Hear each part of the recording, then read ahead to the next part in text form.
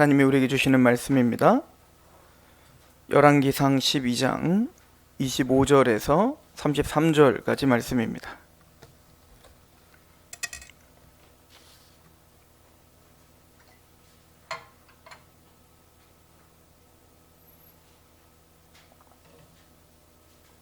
열왕기상 12장 25절에서 33절까지 말씀. 제가 봉독하도록 하겠습니다. 열왕기상 12장 25절에서 33절.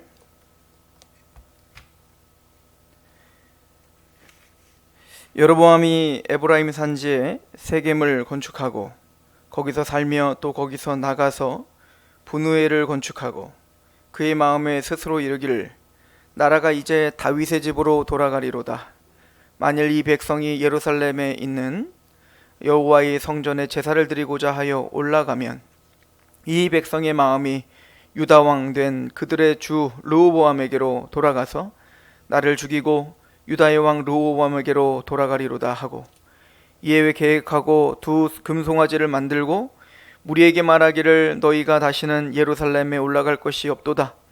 이스라엘아, 이는 너희를 애굽 땅에서 인도하여 올린 너희의 신들이라 하고 하나는 베델에 두고 하나는 단에 둔지라. 이 일이 죄가 되었으니 이는 백성들이 단까지 가서 그 하나에게 경배함이더라. 그가 또 산당들을 짓고 레위 자손 아님 보통 백성으로 제사장을 삼고 18달 곧 그 달 15째 날로 절기를 정하여 유다의 절기와 비슷하게 하고 제단에 올라가되 베달에서 그와 같이 행하여 그가 만든 송아지에게 제사를 드렸으며 그가 지은 산당의 제사장을 베델에서 세웠더라. 그가 자기 마음대로 정한 달 곧 15째 날로 이스라엘 자손을 위하여 절기를 정하고 베델에 쌓은 제단에 올라가서 분향하였더라. 아멘.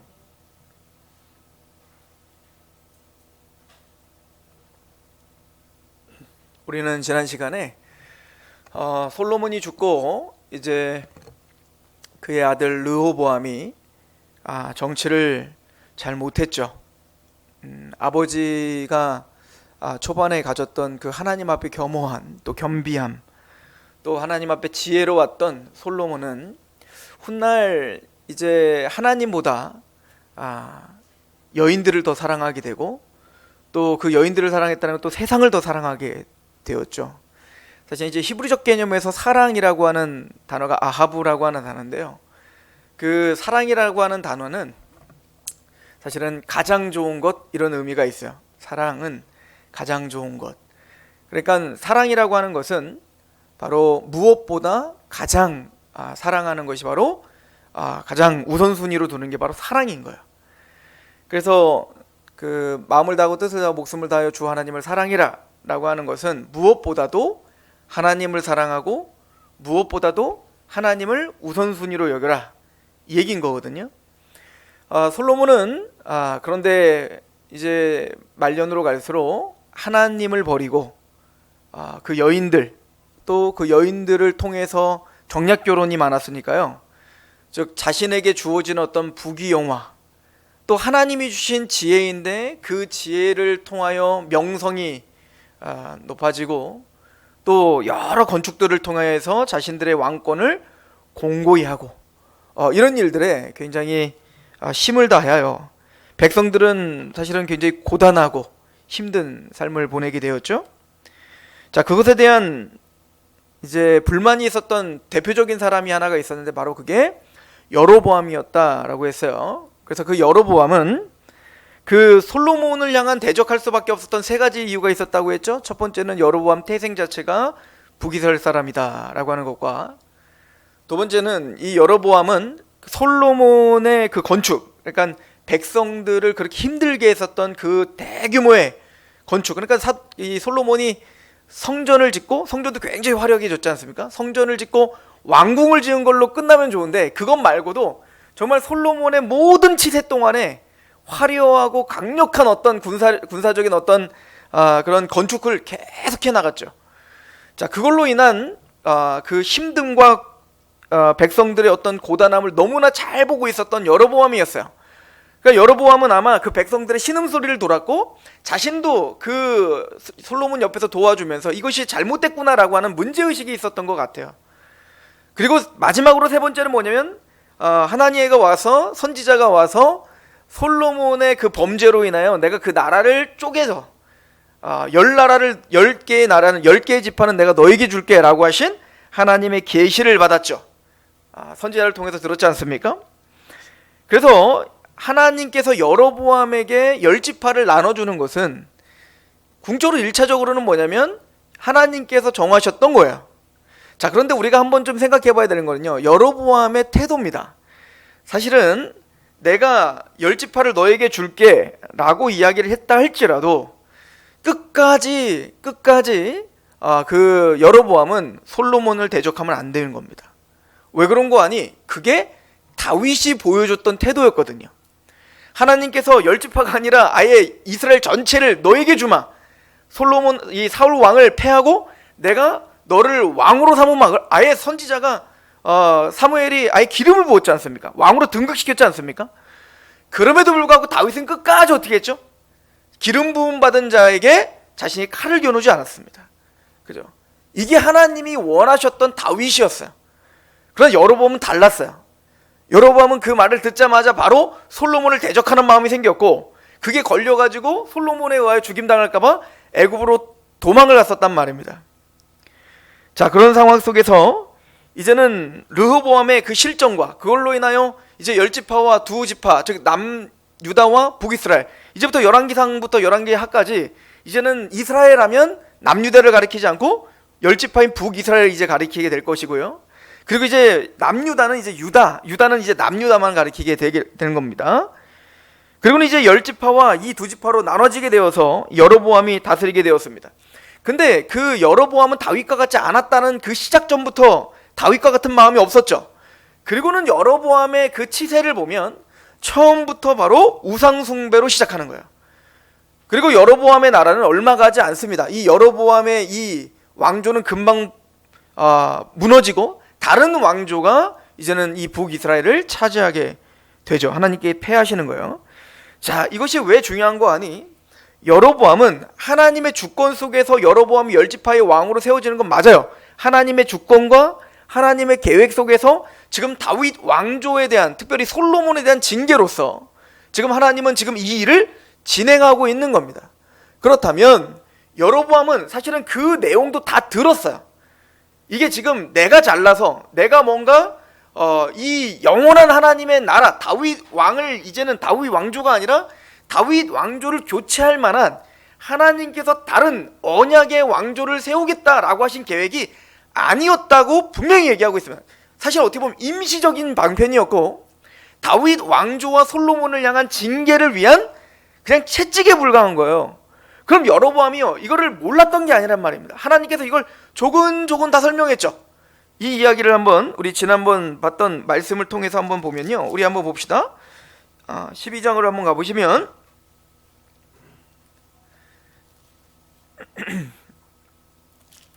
우리 25절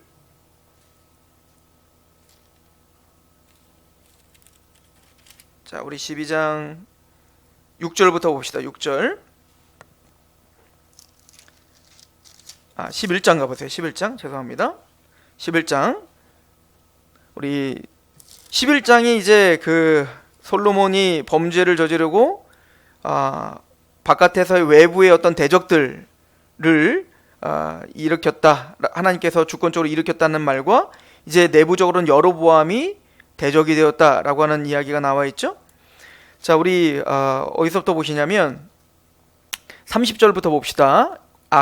선지자 아히야가 여로보암에게 예언하는 장면부터인데요. 11장 30절, 아히야가 자기가 입은 새 옷을 잡아 12조각으로 찢고 여로보암에게 이르되 너는 12조각을 가지라. 이스라엘의 하나님 여호와의 말씀이 내가 이 나라를 솔로몬의 손에서 찢어 빼앗아 10지파를 내게 주고 오직 내 종 다윗을 위하고 이스라엘 모든 지파 중에서 택한 성읍 예루살렘을 위하여 한 지파를 솔로몬에게 주리. 자, 지금 하나니가 지금 아히야가 지금 예언하고 있는 내용을 잘 귀담아 들어보세요. 32절에 보면 오직 내 종 다윗을 위하고 이스라엘 모든 지파 중에서 택한 성읍 예루살렘을 위하여 한 지파를 솔로몬에게 주겠다. 그러니까 다윗을 위하여 하나님께서 택하신 성읍이 하나 있어요. 그게 뭐죠? 예루살렘이에요. 근데 사실은 이 예루살렘은 유다 지파만을 위한 성읍이 아닙니다. 이 성읍은 하나님이 이스라엘 전체에서 주신 성읍이에요. 이스라엘은 단순히 다윗 성일 뿐만 아니라 거기에 가장 중요한 뭐가 있는 거예요? 모리아산이요 예루살렘 성전이 있는 곳이 바로 이 다윗 성이란 말이에요. 이걸 시온이라고 하는 거예요. 자, 그런데 35절 내가 그의 아들의 손에서 나라를 빼앗아 그 10지파를 내게 줄 것이요 그의 아들에게는 내가 한 지파를 주어서 내가 거기에 내 이름을 두고자 하여 택한 성읍 예루살렘에서 내 종 다윗이 항상 내 앞에 등불을 가지고 있게 하리라. 그러니까 하나님은 여로보암 너를 통해서 북이스라엘 왕이 되게 할 거야 라고 이야기했지만 내가 다윗을 버렸다라고 말하지 않아요. 다윗을 대체할 만한 왕국을 세우는 것이다. 이제는 네가 예루살렘을 대체할 만한 다른 성읍을 만들어서 네가 대신 등불이 되라라고 말하지 않아요. 지금 너를 세웠지만 하나님은 다윗을 위하여 또 하나님의 성전, 하나님의 제사를 위해서 택한 그곳이 있고 그리고 그 다윗은 등불이 되게 할 것이다 라고 이야기를 하죠. 다시 36절을 보세요. 그의 아들에게는 내가 한 지파를 주어서 내가 거기에 내 이름을 두고자 하여. 그러니까 예루살렘은요 여호와의 이름이 있는 곳이에요. 그게 바로 예루살렘 성전이 되겠죠. 내 이름을 두고자 하여 택한 성읍 예루살렘에서 내 종 다윗이 항상 내 앞에 등불을 가지고 있게 할 것이다. 그러니까 다윗을 통한 그 언약은 패한 적이 없어요. 다윗을 통하여 빛을 비추게 될 것이고 다윗을 통하여 메시아가 오게 될 것이고 그 메시아 다윗의 자손을 통하여서 하나님의 놀라운 생명의 빛이 선포될 거예요. 여로보암에게 이 얘기를 왜 했을까요? 여로보암은 하나님이 정해주신 그 영역 밖으로 넘어가서는 안 되는 겁니다. 그죠? 37절에 내가 너를 취하리니 너는 내 마음에 원하는 대로 다스려 이스라엘 위에 왕이 되되. 자, 보십시오. 내가 너에게 왕이 되게 할 거야. 그러나 잘 들어라. 왕이 되되 내가 만일 내가 명령한 모든 일에 순종하고 내 길로 행하며 내 눈에 합당한 일을 하며 내 종 다윗이 행함과 같이 내 율례와 명령을 지키면 내가 너와 함께 있어 내가 다윗을 위하여 세운 것과 같이 너를 위하여 견고한 집을 세우고 이스라엘을 내게 주리라. 내가 이로 말미암아 다윗의 자손을 괴롭게 할 것이나 영원하지는 아니하리라 하셨느니라 한지라. 정확하게 말씀하고 계시죠. 너의 나라는 영원한 나라가 아니야. 너희는 다시 합쳐야 돼. 이 얘기인 거 아닙니까? 너는 잠깐 그 솔로몬이 범죄한 것 때문에 채찍으로 잠깐 네 나라는 잠깐 세워졌다가 네 나라는 영원한 나라가 아니야. 너에게 주어지는 만큼, 그게 언제일지 모르지만 주어지는 만큼 네가 그 왕으로서 잘 다스려. 그럼 잘 다스린다는 건 뭐냐면 하나님의 말씀과 하나님의 율법을 복종하며 경외하는 마음으로 이스라엘을 다스려라. 이게 여로보암에게 주신 사명이었어요. 그런데 이제 오늘 본문에 보면 이것을 이미 다 들었던, 아히야를 통해서 이미 다 들었던 여로보암은 이 말씀과는 전혀 상관없이 살죠. 이 말씀을 전혀 귀담아 듣지 않는 거예요. 자, 왜 그랬을까? 왜 여로보암은 그렇게 하나님의 정확한, 내가 지금 왕으로 세워지는 것은 영원한 것이 아니라 일시적으로 잠시 다윗 왕조, 이 솔로몬 왕조가 영원한 왕조인데 이 왕조의 채찍으로 잠깐 사용됐다가 나는 없어지는 거야. 나는 없어지는 게 맞는 거야. 이 왕조가 없어져야지. 이렇게 생각을 해야 되는데 그러지 못해요. 근데 사실은 우리가 여로보암의 입장이 되면 그게 쉬운 일은 아닌 겁니다. 그죠? 세례 요한이 대단한 거죠. 나는 없어지고 누가? 예수님만 영광받기 원하는 거 아니야? 난 신들매도 풀기 어렵다 이거 아닙니까? 나는 세례되고 예수는 흥해야 된다. 이게 원래 여로보암이 그렇게 취해야 되는 거였습니다. 겸손한 왕 이래야 된단 말이에요. 아니 생각해 보세요. 다윗을 다시 생각해 보라고요. 다윗은 아예 언약이 달라요. 네가 왕이 될 거고 네가 영원한 왕조가 세워질 거야. 네 나라야. 사울은 끝났어. 아예 그렇게 얘기했단 말이에요. 그런데 다윗은 그런 하나님의 언약 앞에 철저하게 낮아졌죠. 그리고는 자신이 스스로 왕이 되려고 하지 않았단 말입니다. 그러나 하나님의 주권 속에서 어떻게 했어요? 다윗을 왕으로 등극시켜버린단 말이에요, 하나님이. 그런데 여로보암은 완전 반대로 하고 있는 거예요. 언약이 다르죠. 네 나라는 영원하지 않아. 네가 영원한 왕이 될 거라고 생각하지 마. 그런데 여로보암은 내가 영원한 왕이 되기를 원했고요. 다윗을 위하여 또 내 이름을 위하여 그 성읍 예루살렘을 영원히 둘 것인데, 지금 오늘 행태가 두 가지가 있어요. 여로보암이 범죄를 두 가지를 저지르는데요. 첫 번째 행한 게 뭐냐면 예루살렘으로 가지 않게 하는 겁니다. 예를 들어 남북으로 갈라졌으니까 우리 생각해보면 북한과 남한으로 갈라졌다고 해봅시다. 그런데 이제 예를 들어서 서울에 경복궁이 있는 거예요. 그 경복궁이 예를 들어서 우리나라의 어떤 중심이고 거기가 어떤 우리 모든 민족의 무슨 정기가 다 담겨있다 이렇게 생각을 했다고 해봅시다. 그럼 평양에 있는 사람들이 추석이랄지 예를 들어서 설날이랄지 이럴 때는 자꾸 경복궁에 가야 되는 어떤 관습이 있었다고 해보세요. 그럼 자꾸 내려오게 되면은 북한 정권의 정통성이 흔들리는 거예요. 우리는 뭔가 남한이 뭔가 제대로 된 정통성이 있고 우리 북한은 아무것도 아니구나 이렇게 생각을 할 수 있는 것처럼, 그럼 이제 그 백성들의 소유가 일어날 거 아닙니까? 똑같은 거예요. 남유다와 북이스라엘 나눠지니까 남유다 하나님 택한 곳은 예루살렘이란 말이에요. 그런데 예루살렘은 누구 땅이 됐죠? 이제 저 르호보암 땅이고, 자기 여로보암은 그 위에 세겜에다가 이제는 왕궁을 지은 거 아닙니까? 그러니까 자꾸 사람들이 절기 때마다 어디를 가려고 하는 거예요? 예루살렘으로 갈 거 아닙니까? 그럼 하나님이 택하신 왕은 저 르호보암 다윗 왕조고, 여로보암은 잠시 잠깐 임시적으로 하는 왕이구나. 모든 종교적이고 정치적이고 모든 하나님의 뜻은 저 남유다 특별히 예루살렘에 있구나 이렇게 생각하게 될 거 아니에요. 그러니까 여로보암 그거를 받아들일 수가 없었던 겁니다. 그래서 여로보암이 조치를 취하는데 이렇게 조치를 취하죠. 25절 보세요. 12장 25절. 여로보암이 에브라임 산지에 세겜을 건축하고 거기서 살며 또 거기서 나가서 분우엘을 건축하고 그의 마음에 스스로 이르기를, 자 이제부터 스스로 생각하기 시작하는 거예요. 하나님의 말씀과 하나님의 뜻을 생각하기보다는 스스로 자기의 소견에 옳은 대로 행하는 거죠. 스스로 이르기를 나라가 이제 다윗의 집으로 돌아가리로다. 만일 이 백성이 예루살렘에 있는 여호와의 성전에 제사를 드리고자 하여 올라가면 이 백성의 마음이 유다 왕 된 그들의 주 르호보암에게로 돌아가서 나를 죽이고 유다의 왕 르호보암에게로 돌아가리로다. 이렇게 생각을 한 겁니다. 내가 지금 예루살렘을 막지 않으면 나를 죽이고 왕에서 나를 패하고 그들이 다 르호보암에게로 넘어갈 거야 이렇게 얘기해요. 하나님은 이렇게 얘기하지 않았어요. 하나님 뭐라고 얘기했죠? 그런 생각하지 말라는 겁니다. 너의 생각과 너의 판단과 너의 지혜를 의지하지 말라는 거예요. 너의 정치술, 외교술 이걸 왜 의지하지 말라는 거예요.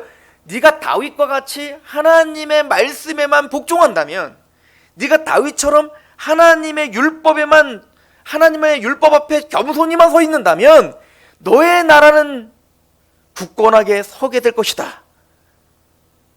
근데 여로보암은 그 말씀과 언약에 의지할 마음이 없었던 겁니다. 스스로 아무리 생각해봐도 이거는 이 백성들이 저 예루살렘으로 갈 수밖에 없고 나를 죽일 것이다, 쿠데타가 일어날 것이다, 우리 정통성을 인정하지 않을 것이다 라고 겁먹은 거예요.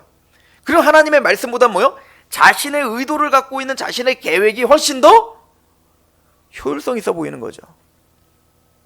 그래서 이 여로보암이 행한 게 오늘 말씀해 보면 단과 베델에다가 금송아지를 놨다 이렇게 말하고 있습니다.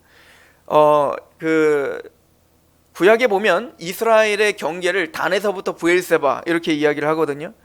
근데 왜 단에서부터 브엘세바냐면 단은 이제 최북단이고요. 브엘세바는 이제 물이 나오는 최남단이거든요. 근데 이제 브엘세바는 예루살렘 그 밑에 있어요. 그러니까 예루살렘으로부터 그 위쪽은 이제 북이스라엘이 된 거고, 이제 그 밑에는 이제 다 예루살렘을 포함한 그 밑에는 다 남유다가 된 거 아니겠습니까? 그런데 그 북이스라엘의 경계가 어디까지 하면 베델이에요, 베델. 그러니까 지금 이 여로보암이 왜 단과 베델에다가 금송아지를 쌓는지 아시겠죠? 경계인 겁니다. 그러니까 자기 나라의 북과 남쪽 끝에다가 금송아지를 만들어 놓고 이곳이 바로 예루살렘을 대체한 하나님의 예배 장소다. 이곳이 하나님이 택하신 곳이다. 라고 임의적으로 만들어버린 거예요. 인위적으로. 하나님은 이거 하라고 지금 분리시킨 게 아니었습니다. 하나님은 지금 여로보암을 열질파를 주면서 북이스라엘을 지금 만드신 목적이 지금 딴 집을 차려라. 영적으로 분리하라. 그 다윗의 왕조에서 너희는 분리하여 너희들만의 독특한 왕조를 세우라고 지금 분리시킨 게 아니에요. 너의 나라는 영원한 나라가 아니야. 다윗이 영원한 나라야. 라고 이야기를 했지만 여로보암은 그 하나님의 말씀을 귀담아 들을 마음이 없어진 거예요. 왜 그러면 이 여로보암이 그렇게 됐을까요? 첫 번째, 제가 판단하기에는 첫 번째는 뭐냐면 군중들의 인기입니다. 사실은 지금 여로보암이 여기 오게 된 이유가 뭐냐면 12장에 우리가 그 앞쪽에 살펴보면 아시겠지만 솔로몬이 죽자마자 무리들이 누구를 부르냐면 애굽의 여로보암이 아직 오지 않으니까 애굽에 있는 여로보암을 그 북이스라엘 사람들이 직접 가서 여로보암을 불러와요. 그러니까 여로보암 마음에는 누가 지금 든든한 백이 됐어요. 많은 수많은, 게다가 르호보암은 몇 지파? 2지파밖에 안 돼요. 유다와 베냐민. 근데 자신을 지지하고 있는 사람은 몇 지파요? 10지파요. 대부분이 다 자기를 지지하고 있는 거예요. 그러니까 뭡니까? 하나님의 계획 따위는 보이지 않는 겁니다. 뭐가 더 커 보이는 거죠? 자신을 지지하고 자기를 좋아하고 자신을 찬양하고 있는 이 많은 무리들을 보니 하나님의 택함은 나다. 이렇게 생각을 했었던 것 같아요. 이게 사람들이 속기 쉬운 거죠. 그렇죠? 또한 르호보암이 감히 여로보암을 대적하지 못할 만큼 초반에는 르호보암, 이 남유다가 북이스라엘보다 훨씬 약했던 것 같습니다. 그렇겠죠. 아무리 남유다가 그 예루살렘 도성이 거기 있다 할지라도 10지파가 지금 응집해 있잖아요. 그 10지파가 함께 응집해 있으니 당연히 르호보암보다 여로보암이 훨씬 더 군사적인 우위에 있었을 것입니다. 그러니까 그 힘과 권세, 그리고 자신을 지지해주는 그 수많은 무리들의 어떤 환호성 때문에 하나님의 계획과 하나님의 뜻이 들리질 않는 거예요. 이게 여로보암이 첫 번째 당했던 미혹이었던 것 같습니다. 자, 사실은 이 여로보암은요, 아까도 말하자 아히야를 통해서 이미 분명한 하나님의 뜻을 알았고, 두 번째는 신명기에 보면, 신명기 17장에 보면 이스라엘의 왕됨, 우리 반복적으로 몇 번 얘기했잖아요. 이스라엘이 왕이 세워질 때 반드시 세 가지를 기억해야 된다고 했잖아요. 두 가지. 첫 번째는 뭐죠? 많은 아내를 두지 마라. 두 번째는 뭐죠? 많은 말, 군사력을 의지하지 말라는 거예요. 하지 말라는 건 두 가지지만 하라, 꼭 해라 라고 하는 건 딱 하나요. 뭐였냐면 하나님의 율법책 등사본을 항상 옆에다 두고 그 율법을 주야로 묵상해야 돼요. 즉 하나님의 율법을 계속 상고해야 된단 말입니다. 그럼 하나님의 율법이 뭘까요? 1차적으로는 그 율법은 바로 그 토라예요. 토라. 자, 토라가 뭐냐면 창세기, 출애굽기, 레위기, 민수기, 신명기예요. 이게 토라란 말입니다. 그러니까 이스라엘의 왕들은 당연히 그 토라, 율법을 자기 옆에다 두고 그걸 끊임없이 읽어야 돼요. 왜냐면 거기에는 하나님의 모든 율법과 법칙이 있을 뿐만 아니라 하나님이 우리를 왜 선택했으며 이 땅을 왜 만들었으며 하나님 왕을 존재하는 이유는 뭐며 하나님의 백성들과 하나님의 나라를 세워 하나님이 궁극적으로 이루실 목적이 무엇인지가 다 들어있는 게 토라예요. 그러므로 이 이스라엘 왕은 자신의 마음대로 자기의 원대로 통치하면 안 되고 당연히 하나님을 사랑하는 마음으로 그 토라 앞에서 끊임없이 말씀을 묵상하여 하나님의 뜻과 또 그의 뜻대로 살지 못한 이스라엘의 역사를 다 둘러봐야 돼요. 이스라엘 백성들이 광야에서 어떻게 하나님을 대적했고 하나님의 말씀대로 살지 않아 다 죽임을 당했는지, 그럼에도 불구하고 하나님의 언약은 얼마나 신실하여 그런 이스라엘을 반드시 가나안 땅으로 들어오게 하여 오늘날까지 우리에게 이런 풍요로운 땅에 살게 하셨는지, 이런 모든 내용들이 다 토라에 담겨 있는 겁니다. 그러니까 끊임없이 그걸 묵상함으로 하나님이 누구시며 나는 누구이며 이 나라는 무엇인지를 정확하게 알고 내 뜻대로 다스리는 게 아니라 하나님의 계획대로 다스리는 자가 바로 왕이었단 말이에요. 그런데 이 여로보암은 완전히 스스로 교만에 속아가지고 이제는 하나님의 말씀을 들리지도 않을 뿐만 아니라 하나님의 율법책도 보지 않는 거예요. 그리고는 했던 게 뭐죠? 단과 베델의 금송아지를 만들었다는 겁니다. 여러분들, 만약에 여로보암이 이 토라를 끊임없이 읽고 있었던 사람이 감히 그렇게 할 수 있겠어요? 아니, 너무 웃기잖아요. 아니, 왜 또 금송아지냐고요. 게다가 이스라엘 백성들이 그 토라에서 이스라엘 백성들이 출애굽을 해가고 제일 먼저 이 시내산에서 하나님께서 모세를 통해서 십계명 준다고 율법 준다고 수여받으러 올라갔는데 40일 동안 내려오질 않으니까 제일 먼저 했던 게 뭐예요? 이 원래 이스라엘 백성들은 니네 율법 지킬래? 그랬더니 어떻게 했습니까? 예, 주시기만 하세요. 다 지키겠습니다 라고 했던 그 이스라엘이 40일 동안 40주야를 내려오질 않으니까 그 아론과 그 백성들이 어떻게 했어요? 만들어내어 이것이 우리를 출애굽시킨 여호와다라고 만들어낸 게 금송아지였잖아요. 그러니까 금송아지를 만들었다는 얘기는 1차적으로 뭐냐면요, 그 사람들은 그게 문제의식이 없었어요. 왜냐면 금송아지는 두 가지 의미가 좀 있어요.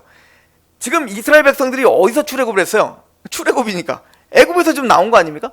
근데 그 이집트에서는요, 신들의 보좌가 금송아지였어요. 송아지가 그 신들의 보좌라고 생각했다고요.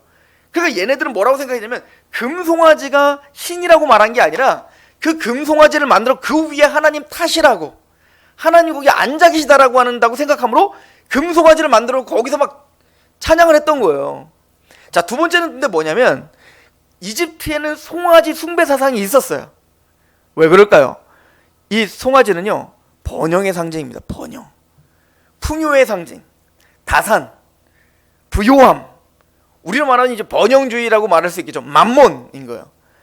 그러니까 이 이스라엘 백성들이 원하는 신은 뭔 거예요? 그러니까 하나님이 십계명을 이미 알려주고 지금 시내산 올라간 거거든요. 그 금송아지 만들기 전에 시내산에 올라가기 전에 이미 하나님이 모세에게 어떤 법들을 줄 건지를 다 설명을 해서 그걸 선포를 했다고요. 그 십계명도 다 얘기를 했단 말입니다. 근데 첫 번째 계명은 뭡니까? 나 외에는 다른 신을 두지 말아야 됩니다. 이게 첫 번째예요. 그리고 두 번째 계명은 뭡니까? 어떤 형상도 만들지 말라요. 이 얘기는 뭐죠? 너희가 고안해낸 무엇인가를 만들어 놓고 그걸 신이라 하지 말라요. 이거는 단순히 형상뿐만 아니라 모든 것이야. 그러니까 우리가 예배를 드리고 하나님을 찬양한다고 하면서도 그냥 내 경험과 또 내가 원하는 하나님을 만들어 놓고 그게 하나님이겠거니 하고 11조도 내고 헌금도, 이게 우상숭배란 말입니다. 그러니까 하나님이 말씀을 통해서 계시하신 그 하나님만 하나님인 거예요. 내가 만들고 우리 전통이 그랬고 우리 조상들이 섬겼던 그런 신은 하나님이 아닌 거예요. 그런데 지금 이스라엘 백성들은 어떻게 한 거예요? 하나님의 율법을 통하여 하나님 누구신지 알려주려고 하는데 그 알려주기 전에 자기들끼리 뭐요? 하나님이 이러한 분이야 라고 스스로 만들어 거기서 춤추며 이게 우리를 출애굽시킨 하나님이라고 정해버렸지 않습니까? 이게 우상인 거죠. 그런데 게다가 뭘 만들었어요? 금송아지를 만들었다는, 금이라는 건 바로 만몬이죠. 그리고 송아지, 힘, 능력을 상징하고 있는 거예요. 이게 번영과 능력, 이걸 추구하고 있는 거예요. 이거를 번영주의라고 하겠죠. 그래서 이스라엘 백성들이 당했던 하나님의 진노가 무엇인지를 분명히 다 써 있잖아요. 그런데 여로보암은 자신의 역사를 돌아보지 않았어요. 하나님의 율법을 상고하지 않았어요. 그리고는 제일 먼저 한 게 뭐였어요? 저 예루살렘을 패해버리고 단과 베델의 금송아지를 만들었어요. 아니, 그러면 거기 있던 제사장들은 없었어요? 거기 있던 지도자들은 정말 한 명도 없었던 겁니까? 거기 10집 하나 되는 수많은 백성들이 있는데 그 누구도 하나님의 율법을 보지 않았다는 얘기입니까? 그랬던 것 같습니다.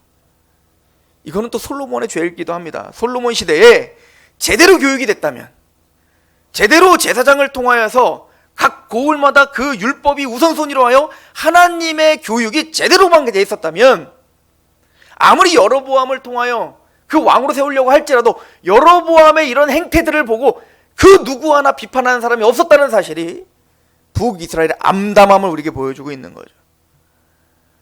근데 왜 그 북이스라엘 사람들은 이것이 하나님의 말씀이 옳지 않습니다 라고 비판하죠. 첫 번째, 율법에 대한 무지함이었어요. 그죠? 말씀을 모르니까요. 두 번째는 뭘까요? 그게 그들이 원하는 신이었습니다. 그들은 나를 잘 먹게 해주고 잘 살게 해주고 편안하게 해주고 내 욕망을 채워주기를 원하는 신을 만들기를 원했어요. 그리고 그게 원래 인간 본성부터 갖고 있는 신앙심이라는 거예요. 그리고 그 신앙심이 발현된 게 가나안 땅에는 바알 숭배였던 겁니다. 바알 숭배가 뭐죠? 풍요의 신이잖아요. 번영의 신이잖아요. 그 바알 신과 인격적인 관계를 갖고 바알 신이 뭘 사랑할까? 이런 거 그런 거 별로 필요도 안 해요. 그냥 내가 열심히 뭔가를 해서 바알이 혼자 막 감격을 해가지고 내가 원하는 비를 내려서 농사 잘 돼가지고 내가 이 땅에서 잘 먹고 잘 살기만 하면 되는 거예요. 이거를 우상이라고 하는 거죠. 바알 숭배. 근데 여로보암은 바로 그런 하나님을 스스로 만들어 놓고 금송아지를 만들어 놓고 출애굽에서 말했던 것과 똑같이 얘기하고 있죠. 한번 가보세요. 자, 28절 보십시오. 12장 28절. 이에 계획하고 그 두 금송아지를 만들고 무리에게 말하기를 너희가 다시는 예루살렘에 올라갈 것이 없도다. 이스라엘아, 이는 너희가 너희를 애굽 땅에서 인도하여 올린 너희의 신들이라. 지금 아론이 했던 얘기와 똑같죠. 그러니까 지금 이 여로보암은 역사의식이 없는 겁니다. 즉 이게 하나님의 말씀에 무지하고 지금 그 인기와 나의 번영과 힘에 속아 하나님을 의식하지 않는 자기 나라를 만들기를 원해요. 내 왕권이 공고히 되기를 원해요. 내 기득권을 잡기 원해요. 이게 지금 모든 눈을 다 가려버리니까 하나님의 말씀은 눈에 들어오지 않는 겁니다. 왜? 내 마음에 들지 않아요. 왜? 말씀을 보면 누가 선택받은 거예요? 다윗이 선택받았고 예루살렘에 하나님의 이름이 있어. 아예 여러분한테 가르쳐줬잖아. 예루살렘에 내 이름이 있다. 그런데 그거 듣기 싫은 겁니다. 이게 인간의 아집이죠. 이게 인간의 고집이에요. 그리고는 뭐라고 하죠? 귀 딱 감고 하나님은 내 편이야. 하나님 내 편이야. 하나님은 예루살렘에 없어. 베델과 단의 금송아지 만들어 놓고 우리를 번영하게 하실 하나님, 우리를 잘되게 하실 하나님, 우리의 편이 되실 하나님 믿으십니까? 그러면서 지금 이스라엘 백성들을 동요시키는 거예요. 그럼 아무것도 모르는, 말씀을 모르는, 율법을 모르는 백성들은 얼마나 좋아요. 저 예루살렘, 안 그래도 저 유다 지파를 선택한 게 좀 맨날 억울했는데 그곳이 아니라 진짜 선택된 곳은 바로 이곳입니다. 이 세겜입니다. 이 북이스라엘입니다. 라고 동요를 시키니 얼마나 좋냐고요. 여러분들 이 싸움이 어디까지 가는 거예요? 이게 요한복음 4장에 수가성 여인과 예수님의 말 아닙니까? 그 여인이 북이스라엘 사람, 그 북이스라엘의 그 그리심산에 하나님을 위한 제단을 쌓아놓고 이제는 이게 한 장소를 만들어야 되니까 남유다는 예루살렘이고 우리는 그리심산에 이곳이 바로 예루살렘이 아니라 이곳이 바로 모리아산이다. 이렇게 가르쳤단 말이에요. 이삭을 죽인 자리가 저 예루살렘이 아니라 그리심산에서 죽였다. 라고 지금도 믿고 있어요. 북이스라엘 사람들은요. 제가 그리심산 갔다 오는 얘기 했잖아요. 그리심산에 갔더니 그 제사장이 있더라니까요. 그 사람이 설명해요. 출애굽을 할 때 이제 가나안 땅으로 들어올 때 요단강을 건널 때 길갈에서 12돌을 세우죠. 그것도 그리심산이다. 아브라함이 이삭을 바쳤던 그 모리아산이 역대하에는 어디라고 말해요? 예루살렘이 바로 그 모리아산이라고 하잖아요. 그런데 걔네들은 지금도 뭐라고 믿고 있냐면 그것도 그리심산이다. 다 세겜이다. 이렇게 지금까지 우기고 있단 말입니다. 이게 누가 만들어 놓은 프레임이냐면 여로보암이 그렇게 만들어 놔서 지금까지도 그렇게 믿고 있는 거예요. 그럼 예수님 시대에도 그 여인, 사마리아 여인이 제일 궁금했던 게 뭐예요? 우리는 이 산에서 예배드리라고 하는데 당신 남유다는 저 예루살렘이랍디다. 당신이 혹시 선지자라면 어디가 맞습니까? 그거에 대한 갈등과 고민이 계속됐었던 겁니다. 이게 여로보암이 만들어 놓은 거죠. 그리고 이 여로보암은요 더 나가서 어떤 짓을 했죠? 보십시오. 31절에 그가 또 산당들을 짓고 레위 자손 아닌 보통 백성으로 제사장을 삼고 이제는 자기 멋대로 해요. 하나님의 율법은 전혀 관심이 없습니다. 게다가 산당을 짓고 여기가 바로 제사 드리는 곳이다 라고 하는 것도 문제인데 더 나가서 반드시 제사는 누가 드려야 돼요? 레위 지파 사람들이 제사를 드리는 제사장이 돼야 돼요. 근데 레위 지파가 아닌 아무나 데려와갖고 자기 원하는 사람 데려와갖고 제사장 해라. 이제는 자격이 되지 않는 사람들이 뭐요? 제사를 드리기 시작하는 거예요. 더 웃긴 거 32절에 보세요. 8째 달 곧 그 달 15째 날로 절기를 정한. 이건 도대체 뭘 근거한지 알 수가 없죠.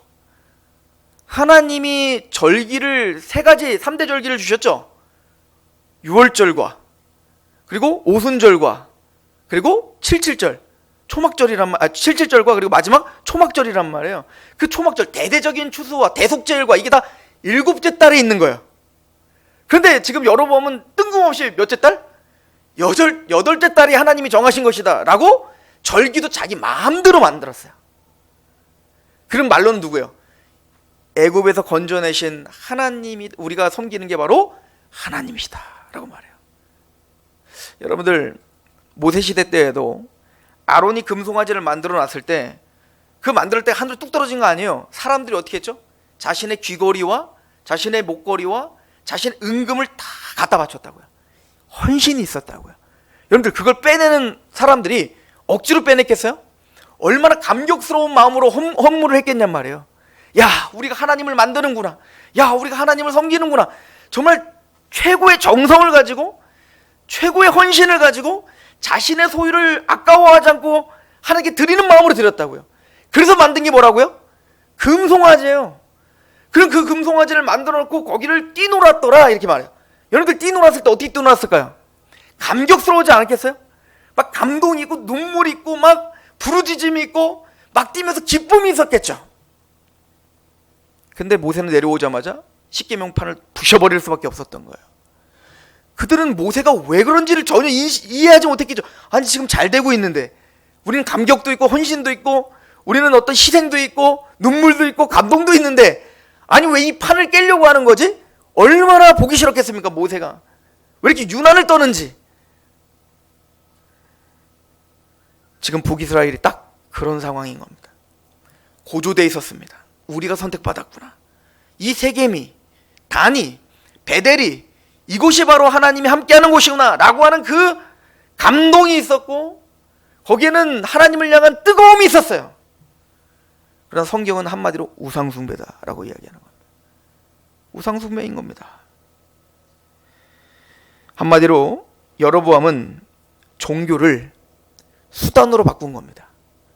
여호와를 우리의 목적으로 만드는 게 아니라 여호와 숭배를 자신의 어떤 왕권을 강화시키고 내가 원하는 무엇인가를 이루기 위한 수단으로 예배와 하나님 숭배와 그 모든 것들을 지금 이용하고 있는 거예요, 여로보암은. 이걸 우상 숭배라고 하는 거예요. 때로는 우리 한국 교회가 또 우리가 하나님을 목적으로 하고 있습니까? 아니면 하나님을 수단으로 여기고 있는가? 이걸 우리는 끊임없이 점검해야 되는 겁니다. 바알 종교와 야훼 신앙을 여로보암은 심각하게 지금 혼합시켜 버린 겁니다. 여로보암이 왜 금송아지를 만들었을까요? 유학파거든요. 어디서 유학하고 왔어요 지금? 솔로몬 때문에. 어디로 도망갔다 왔죠? 애굽에 갔다 왔거든요.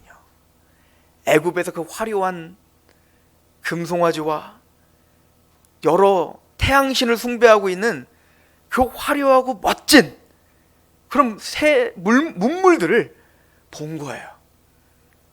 아니, 성경에서 볼 때는 아니 뭐 별거 아닌 것처럼 얘기했는데 직접 보니까 어때요? 너무 감동적인 거예요. 너무, 지금 우리가 드리고 있는 예배는 너무 초라해 보이는데 이 애굽에서 드리는 이 제사는 너무나 그럴듯해 보이지 않았겠습니까? 그리고 그거를 그대로 적용시킨 겁니다. 또 하나, 이스라엘 백성들은 왜 그 여로보암의 말에 그렇게 깊이 동조할 수밖에 없었죠? 가나안 땅 바알 숭배에 깊이 쩌들어 있기 때문에 그렇습니다. 무엇이 야훼 숭배인지, 무엇이 바알 숭배인지, 무엇이 참된 믿음인지, 무엇이 우상 숭배인지 전혀 감을 잡지 못할 만큼 그들은 바알 숭배에, 가나안 토속 숭배에 깊이 물들어 있었던 겁니다. 왜 그랬을까요? 왕들로부터 제사장들, 그 어떤 누구도 하나님의 율법을, 하나님의 말씀을 보지 않았기 때문에 그런 거죠. 사도 바울은 탐심은 우상 숭배라고 합니다. 여로보암만이 금송아지를 만든 게 아니라 우리 또한 끊임없이 금송아지를 만들 수 있는 탐심과 욕심이 우리에게 있다는 거예요. 하나님을 우리의 목적으로 두는 게 아니라, 하나님을 최고의 우선순위로 두는 게 아니라 또 다른 최고의 우선순위를 위해서 하나님을 도구로 사용하고 있는, 이것을 바알 숭배, 금송아지, 탐심이라고 우리에게 알려주고 있는 것입니다. 여로보암 왕조는 얼마 가지 못합니다. 여러분들, 우리를 속이고 있는 게 무엇입니까? 우리를 눈을 가리게 하고 하나님이 보여주시는 그 말씀을 보지 못하게 하는 게 무엇입니까? 그게 어떠한 거룩한 이름으로 있는, 또 그게 얼마나 화려하고 멋지고, 또 그게 많은 사람들이 좋아하는 것일지라도, 또 내가 눈물이 나고 감동이 되는 것일지라도 그것이 말씀을 가리는 거라면 우리는 깨어 경계를 해야 되는 것이죠. 다윗과 같이 행하지 않은 여로보암, 우리는 왕같은 제사장인데 우리는 다윗과 같은 왕이십니까? 아니면 여로보암과 같은 왕이 되려 하십니까? 우리가 깊이 상고해야 될 것입니다. 기도하겠습니다. 하나님 아버지, 여로보암이 단과 베델에 금송아지를 만들어 놓고 하나님의 말씀과는 전혀 상관없는 레위지파 사람이 아닌 다른 자격 없는 제사장들을 세워놓고, 또한 하나님이 정하신 절기와는 상관없는 자기가 원하는 날에 자기가 원하는 방법으로 그렇게 화려하게 하나님을 경배한다라고 떠들고 있는 이 여로보암의 모습이 때로는 우리 한국교회의 모습이 아닌지요, 또 우리의 모습은 아닌지요. 하나님 스스로 돌아볼 수 있게 하시고 하나님이 하나님 자리에 있게 하시며 하나님을 향한 예배가 말씀에 근거한 바른 예배가 될 수 있도록 저와 하나님의 백성들을 아버지 하나님이여 보호하시고 지켜주시고 돌아보게 하옵소서. 그렇게 말씀 앞에 끊임없이 깨어있는 우리가 되게 하옵소서. 예수님의 이름으로 감사하며 기도합니다. 아멘.